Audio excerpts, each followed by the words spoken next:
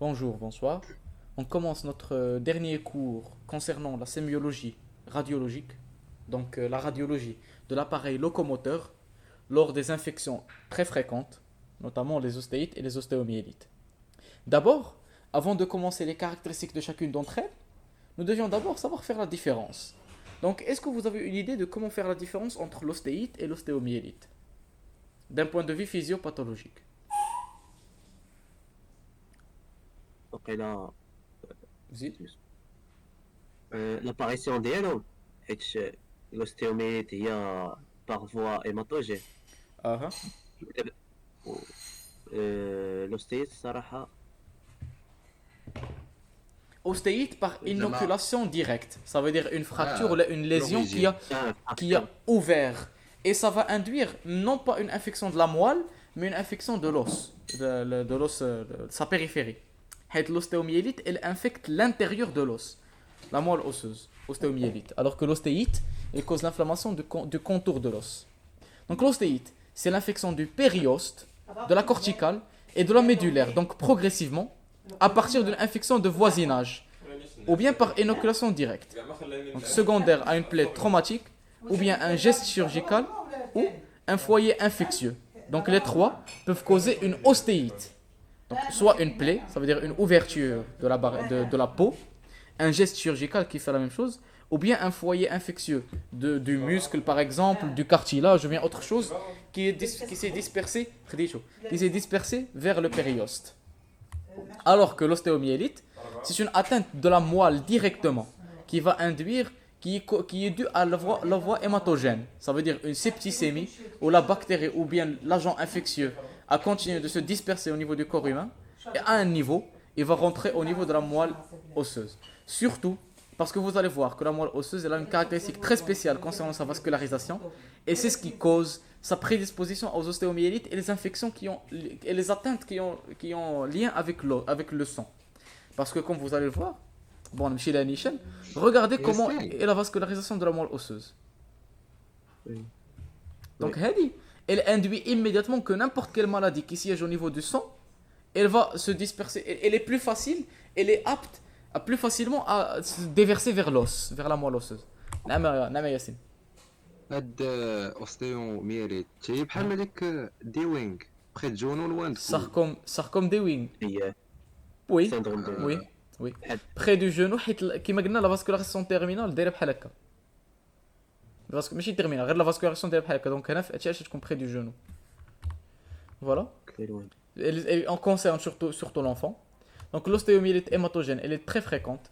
La gravité, elle dépend du pronostic fonctionnel, pronostic vital, en fonction de quel type d'agent infectieux, et la clinique. Est-ce qu'il y a un traumatisme, est-ce qu'il y a... et autres. Donc la chose la plus importante dont on devrait se baser, si un individu se présente en urgence avec un traumatisme et il présente une fièvre, donc on doit chercher quelque chose d'autre. Parce qu'il n'y a pas de traumatisme à lui-même qui est fébrile. Ça veut dire qu'il y a un agent infectieux qui lui cause une ostéite, par exemple. C'est pour cela on doit commencer à chercher une infection. Ou bien une autre chose qui peut expliquer cette atteinte. C'est bon? Donc c'est une méthode d'une démarche méthodique qu'il faut suivre.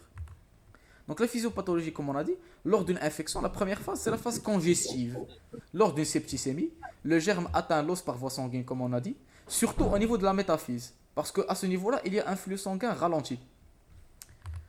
Donc lors de la phase congestive, c'est la vasodilatation. Donc la vasodilatation, comme on va remarquer, donc, congestion, thrombophlébite au niveau des veines, dû à la phase congestive. De conséquence, on aura un arrêt du flux artériel de ce qui vient après. Donc ça veut dire que le sang, il n'est plus drainé. Ce qui induit l'inflammation, œdème et l'hyperpression intra-osseuse. Ce qui complète l'arrêt de la circulation endostée. Donc l'intérieur de l'os, il commence à souffrir. Et c'est pour cela que nous avons une douleur atroce lors de l'ostéomyélite.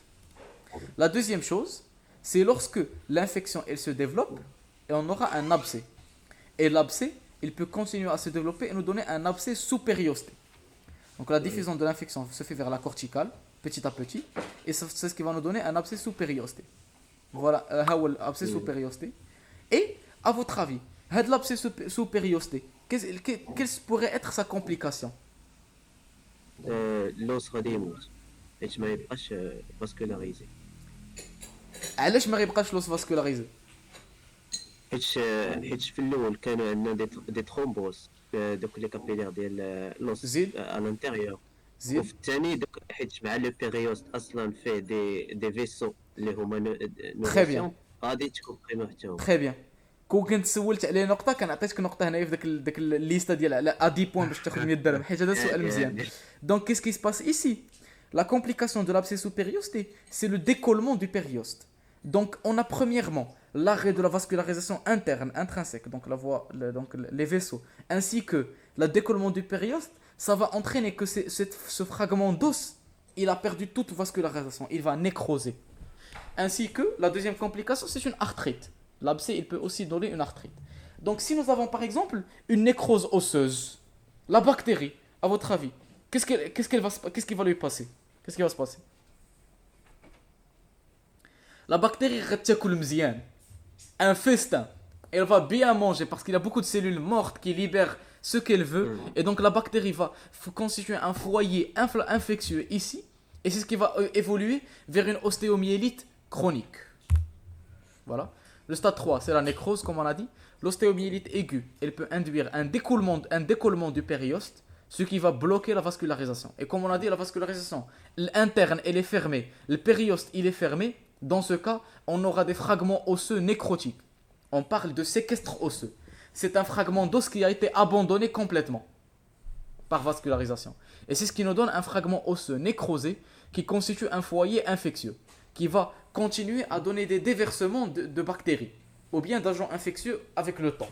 Et c'est pour cela on va aboutir à une ostéomyélite chronique, le passage d'une ostéomyélite aiguë à la chronique. شنو هي سكتر؟ Séquestre, هو le fragment osseux abandonné, nécrosé. هذا الفراغمون اللي qui est mort. هذا هو le séquestre osseux. Si le germe il est bon, il est peu virulent, l'infection reste localisée. Et c'est ce qui va nous donner l'abcès de Brody. Si le germe est virulent, ça va se diffuser en abcès sous-périosté, ça va nous donner l'ostéolyse et la pondiaphysite. Les deux diaphyses des deux côtés de l'articulation vont être infectés, etc. Donc les ostéomyélites, on va les distinguer en plusieurs types.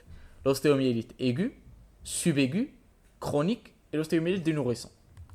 L'ostéomyélite aiguë, le tableau est bruyant. Ça veut dire qu'un individu il se présente avec une douleur radiculaire, segmentaire, sous-articulaire ou bien sus-articulaire et intense, atroce.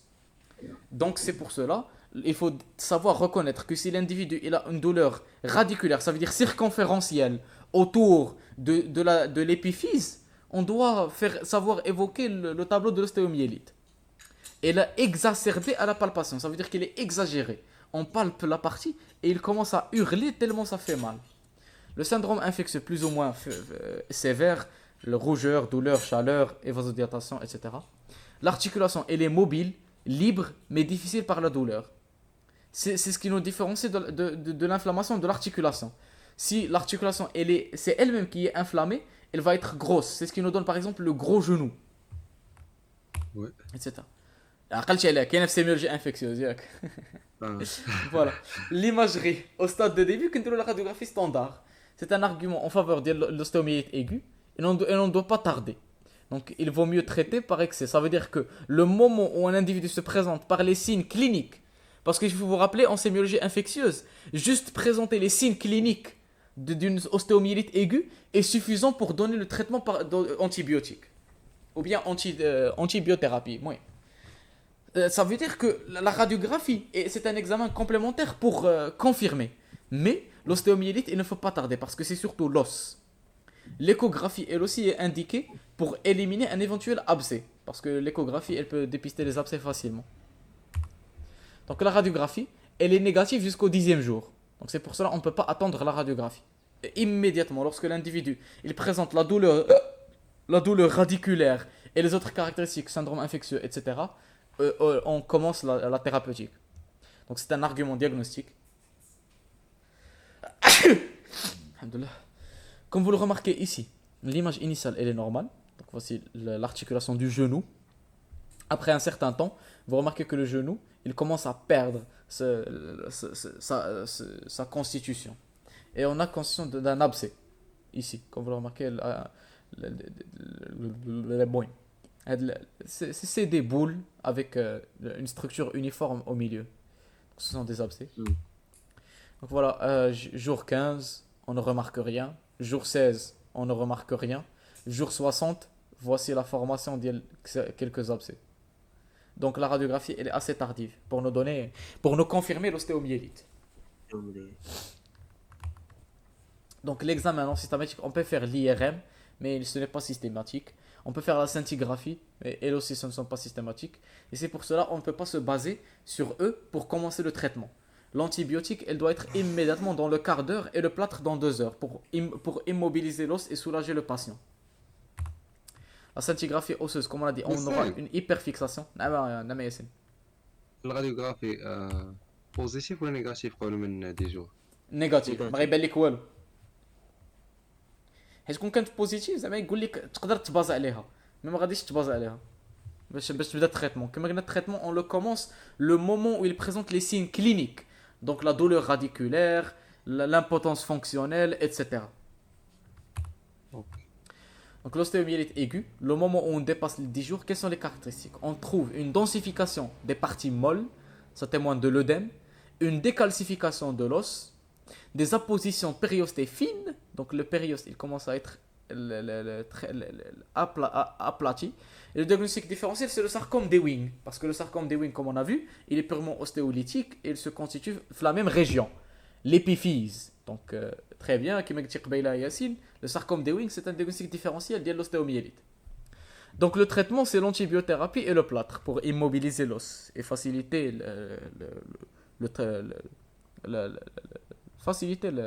le rétablissement. Donc par exemple, voici des appositions périostées. Comme vous remarquez, le périoste à ce niveau-là, il subit un changement, il est aplati. De même ici, il est aplati, etc. L'ostéomyélite aiguë, au niveau de la troisième semaine, l'ostéolyse, elle devient mouchetée, elle devient métaphysodiaphysaire, donc elle devient plus généralisée. Donc nous ne sommes plus par exemple au niveau de la diaphyse, mais maintenant elle est généralisée. Ainsi que on commence à remarquer la réaction périostée, donc soit les spicules, soit les unilamellaires, multilamellaires, etc. Les parties molles, on peut avoir l'abcès sous-périosté et qu'on peut palper cliniquement. Ou bien trouver échographie, parce que l'échographie elle est excellente pour dépister les abcès. Ainsi que le cartilage de conjugaison, chez l'enfant, il peut jouer le rôle de barrière.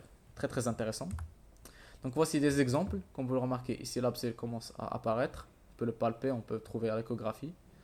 Aussi, qu'est-ce qu'on cherche? Qu'est-ce qu'on cherche? Bon, je ne sais pas. Voici les parties molles, le périoste, et l'échographie, il nous montre l'abcès sous-périosté. Comme vous le remarquez, c'est cette masse anéchogène. Parce que l'abcès, comme on a dit, c'est une collection d'un liquide uniforme. C'est pour cela qu'il est anéchogène. Et les structures autour, la corticale osseuse, le périoste, et voici l'abcès au milieu. Dans la phase d'abcès sous-périosté, on va faire une ponction pour pouvoir étudier avec le liquide, pour être capable d'étudier quel type de germe a causé cette infection. Dans la plupart des cas, c'est le staphylocoque doré. Diagnostic différentiel, c'est le tumeur osseuse. Donc le traitement d'une ostéomyélite aiguë. دوري ولا أوريوس؟ نعم. دوري ولا أوريوس؟ أوريوس هي دوري بالكلمة اللاتينية. دوري هي أوريوس. صبر. Golden. Aureus هي دوري. Golden بالانجلي. Donc voilà. C'est pour cela. على حسب لاسبي ديال لو بي واقيلا حتى هو يمكن حيت فوالا كيدير داكشي صفر دي ليزيون جوناتر الفيرون داكشي كامل جوناتر. Donc le traitement comme on l'a dit c'est l'antibiotique et le drainage. Sinon si on ne traite pas on aura les complications, donc notamment soit la pondiaphysite ou bien l'ostéomyélite chronique. Ça veut dire l'ostéomyélite chronique, nous aurons un foyer infectieux qui va causer des décharges cycliques, des décharges régulières. Ça veut dire chaque année l'individu il aura une septicémie de l'agent infectieux. Voici un exemple. L'IRM montre très tôt, donc l'IRM on peut l'utiliser. Il montre la présence de pus.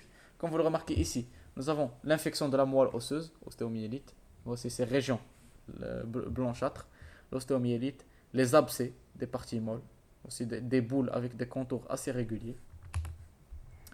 Donc l'ostéomyélite chronique, comme on l'a dit, c'est une conséquence d'une ostéomyélite aiguë. Les signes cliniques, ce sont des fistulations, ça veut dire on va trouver de nouveaux canaux, de nouveaux vaisseaux pour drainer le foyer infectieux, surtout au niveau des membres inférieurs.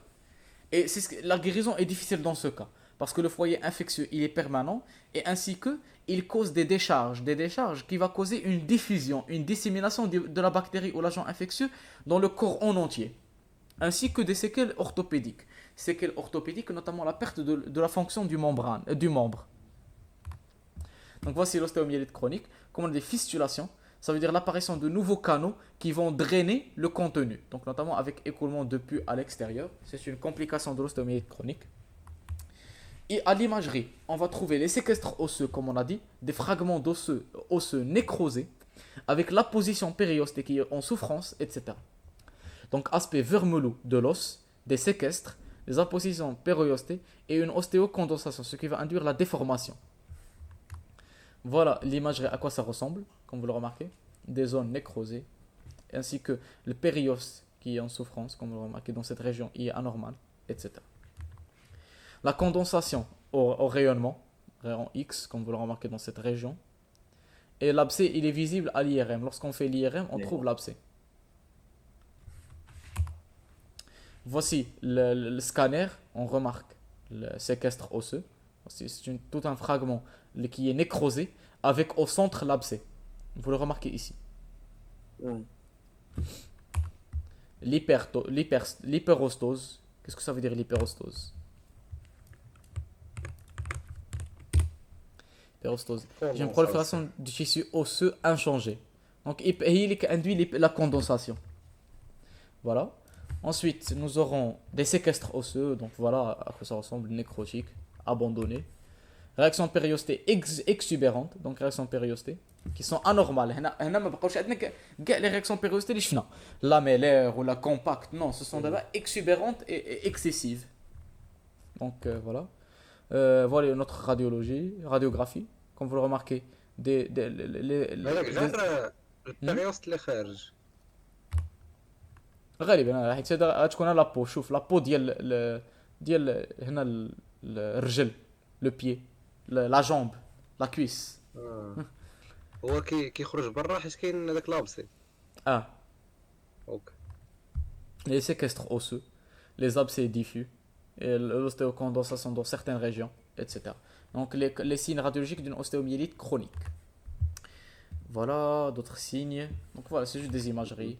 Voici la déformation que ça peut induire, surtout chez l'enfant.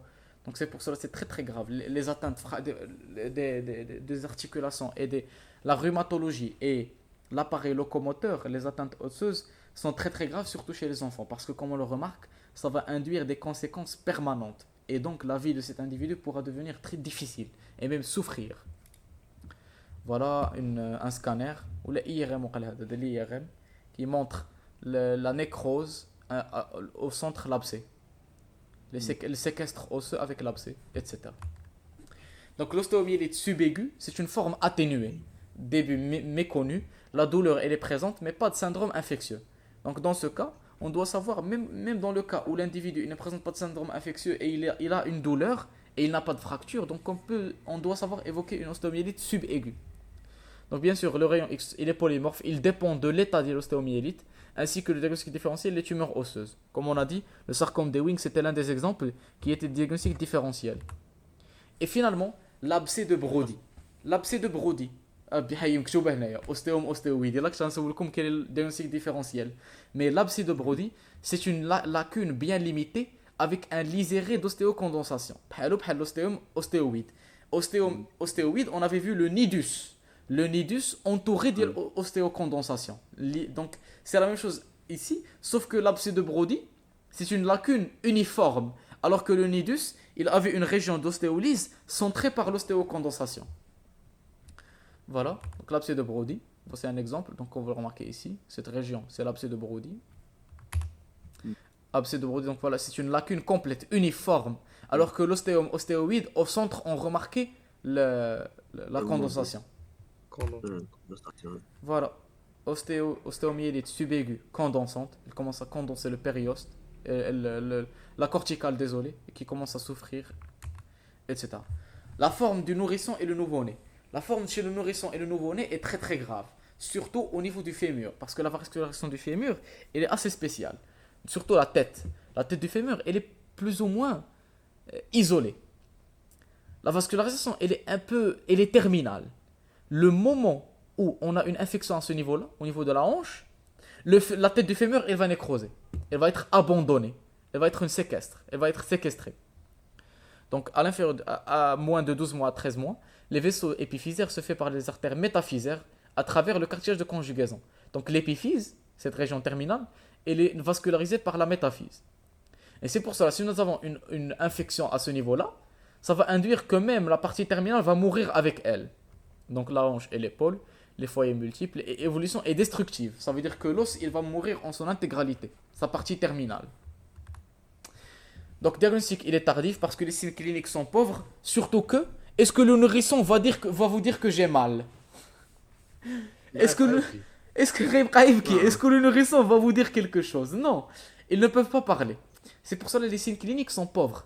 Donc, nous devrons être capables, nous-mêmes, juste de voir l'enfant, il pleure pour aucune raison. Il faut savoir chercher les atteintes les plus graves d'abord, les éliminer. Et l'une d'entre elles, c'est celle-ci. C'est l'infection de ostéomyélite. Donc c'est une urgence, parce que c'est un pronostic sur la croissance, comme on a dit. Ça peut induire un raccourcissement, une désaxation, nécrose, etc. Donc les conséquences sont graves, surtout pour le nouveau-né. La hanche. Au début, on trouve un épanchement intra-articulaire à l'échographie. Ensuite, on peut avoir une subluxation. Et finalement, on aura une altération du noyau épiphysaire. C'est une urgence diagnostique et thérapeutique. Parce que vous avez vu l'image de l'individu qui avait son bras déformé. Donc ça induira une impotence fonctionnelle absolue. La perte de la fonction de membres ainsi que des déformations. Et d'un point de vue esthétique, elle aussi, ce n'est pas inacceptable, mais ça serait mieux si on évite. C'est pour ça que c'est une urgence. Voici un exemple. La forme du nourrisson chez le nouveau-né. Qu'est-ce qu'on cherche? بانت لكم شي حاجه؟ سميتو هذاك لا سانتور بلفينين. وقيلا هذه الديكولمون. وقيلا لا ديستانس ما بين لا هونش و لوسكوكسال كبيره. جو نسي با بور اتر الاسكوكسال بحال مقسوم. لا عادي، هذه عادي عند الزنفه، حتى اقرب لوسكوكسال 3 تروفا au début qui vont fusionner. ليليون، ليسكيون et بيبيس. لا ماشي بيبيس، تشيلز. 3 parties. مهم. Donc c'est pour ça, chez le nourrisson, pour traiter, on doit d'abord évacuer un peu pour être capable d'étudier l'abcès ou bien l'infection, l'étude et ensuite traiter. Donc voilà, évolution d'une ostéoarthrite de la hanche, d'un nourrisson tardivement traité. Donc comme vous le remarquez ici, nous avions eu des séquestres osseux, comme vous remarquez des fragments abandonnés du fémur, de l'articulation de la hanche, au niveau de la hanche gauche ou la droite? Gauche bjouge. مهم. Ça va induire un développement incomplet et anormal. Regardez, comparativement. Regardez la taille de ces deux os. Est-ce qu'elles sont les mêmes? Non. Et est-ce que l'articulation elle est normale dans ces deux cas? Non.